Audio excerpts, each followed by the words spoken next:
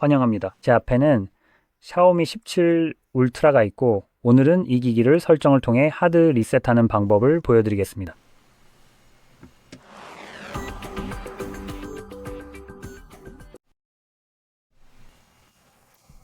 본격적으로 리셋을 진행하기 전에 먼저 데이터 백업에 대해 꼼꼼하게 설명을 드리도록 하겠습니다. 아마도 여러분에게는 데이터 보존이 아주 중요한 요소일 테니까요.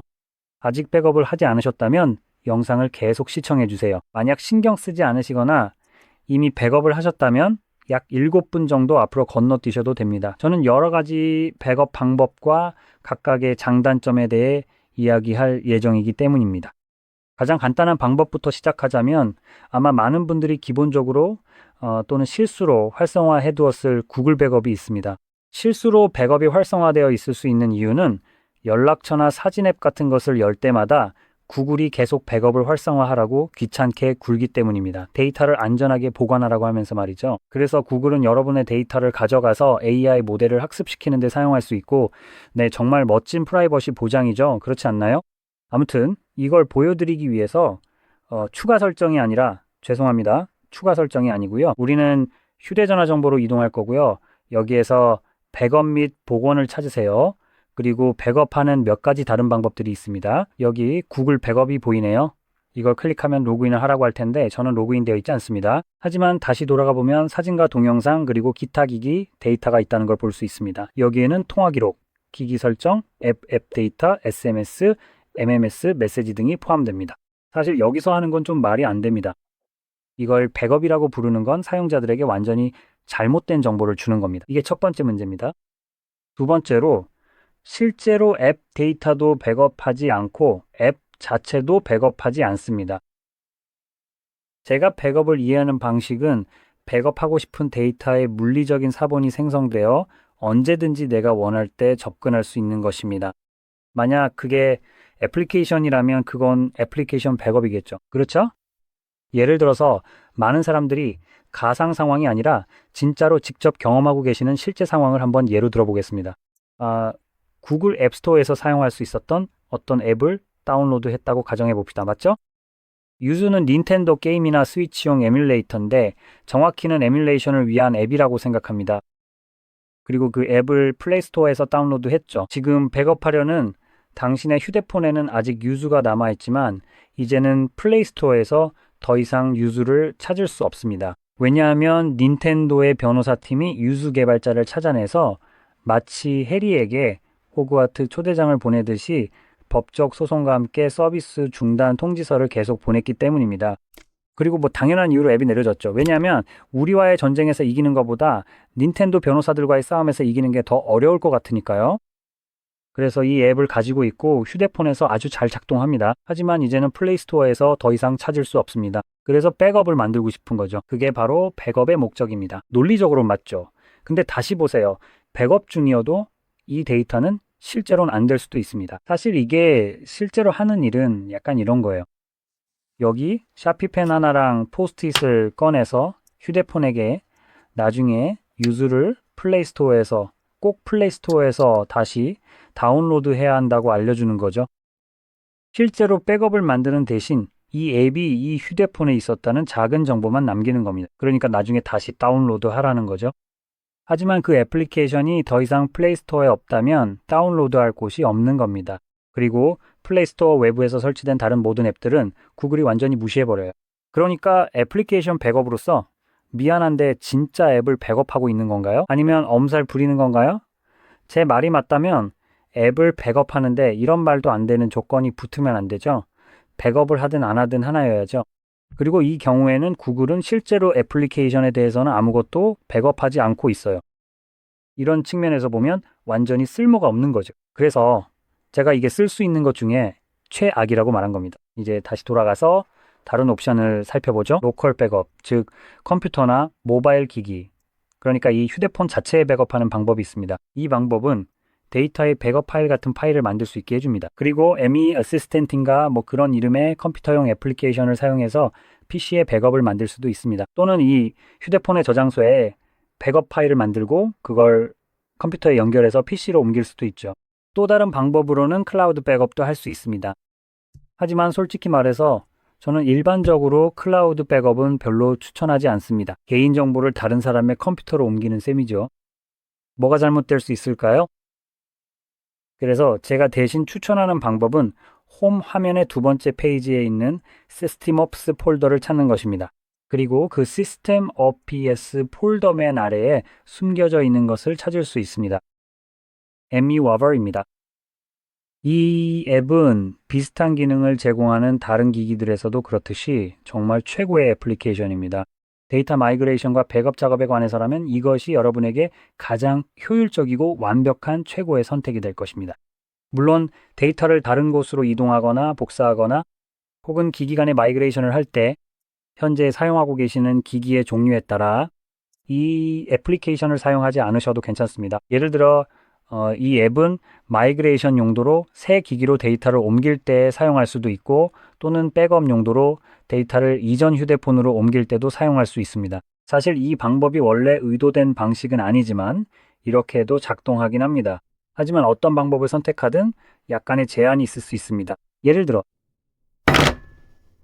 새 휴대폰이든 이전 휴대폰이든 삼성 제품이라면 괜찮습니다. 하지만 미무버는 사용할 수 없습니다.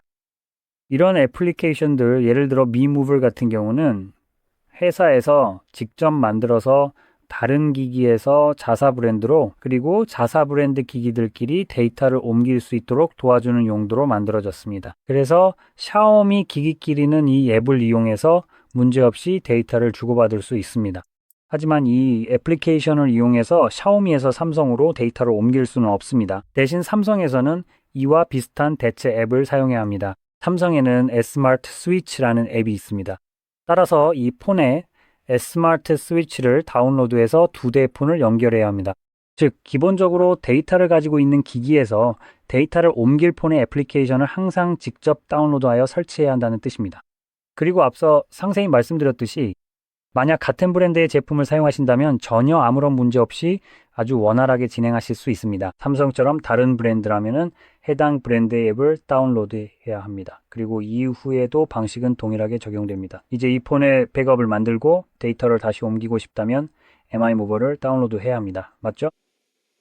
네, 삼성에서 샤오미로 데이터를 옮기려면 삼성 스마트폰에 MI모버를 설치해야 합니다. 참고로 각 회사마다 전용 애플리케이션이 서로 다른 이름으로 존재하고 있습니다. 샤오미는 MI모버, 삼성은 스마트 스위치를 사용하고 있으며 오포, 리얼미, 비보, 원플러스도 전용 앱이 각각 마련되어 있습니다. 이 네 브랜드는 모두 클론폰 앱을 사용합니다. 화웨이는 폰곤을 사용합니다. 반대의 경우도 마찬가지죠. 또 모토로라는 모토무브라는 앱이 있죠. 이름이 그렇게 불리는 걸로 생각합니다. 제가 바로 떠올릴 수 있는 것들은 이 정도입니다. 그리고 이 방식이 제가 추천하는 데이터 관리와 이동 그리고 마이그레이션 방식입니다. 이 방법이 사실상 가장 효율적이고 권장되는 방법이며 플레이스토어에서 앱을 직접 받지 않았다고 해서 불편하거나 짜증나는 상황이 생기지는 않을 거예요. 이 과정은 애플리케이션이 어디서 왔는지에 대해서는 전혀 신경 쓰지 않습니다. 직접 애플리케이션을 만들었어도 이 방법은 여전히 앱을 옮겨줍니다. 사진이나 다른 것들도 같습니다. 언급하지 않았지만 구글 포토는 무료 등급에서 15GB로 제한됩니다. 사실상 아무런 비용 없이 제공되는 저장 공간의 양이죠. 더 많은 저장 공간이 필요하다면 추가 요금을 내야 하고 사진이 그 한도를 초과하면 15GB를 넘는 부분은 남겨지게 됩니다. 그래서 다시 한번 백업에 있어 중요한 정보입니다. 이제 이것에 대해 설명을 마쳤으니 실제 초기화로 넘어가겠습니다. 설정으로 돌아가서 휴대전화 정보로 들어간 다음 어디에 있는지 찾아볼게요. 여기 공장 초기화가 있습니다.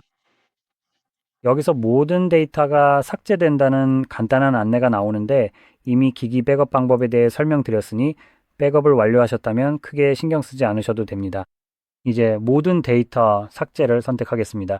만약 화면 잠금이 설정되어 있다면 이를 확인해야 합니다. 저는 패턴을 사용하고 있어서 그냥 그려주면 됩니다. 이렇게 금방 끝납니다. 이제 백업을 생성할지 묻는데 이 백업은 오직 샤오미 클라우드에만 저장됩니다. 다시 말하지만 대부분의 회사들은 데이터를 저장해서 수익을 내고 싶어 합니다. 저는 백업을 하지 않을 거고 이미 말씀드린 것처럼 클라우드를 사용하는 것보다 더 나은 백업 방법들을 보여드렸습니다. 그래서 이제 공장 초기화를 선택할 거고 마지막으로 ESIM 데이터를 삭제할지 물어봅니다.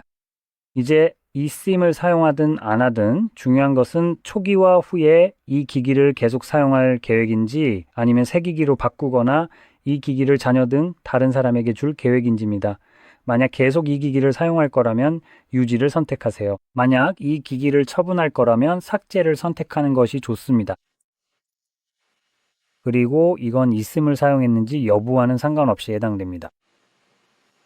샤오미는 사용자들의 지능을 방온도 수준으로 간주하기 때문에 사용자가 너무 빨리 진행하지 못하도록 막아둡니다. 혹시라도 기기 데이터가 삭제된다는 사실을 모를까 봐서요. 이미 3번이나 이런 안내를 받는데도 말이죠. 이것도 부족해서 이제 4번째로 또 확인해야 하고 또 열초가 허비됩니다. 여기서 확인을 누르면 이제 공장 초기화가 시작됩니다. 이제 이 과정은 약 1분 정도 걸릴 것이고 완료되면 안드로이드 설정 화면이 나타납니다. 설정 화면이 보이면 다시 돌아오겠습니다.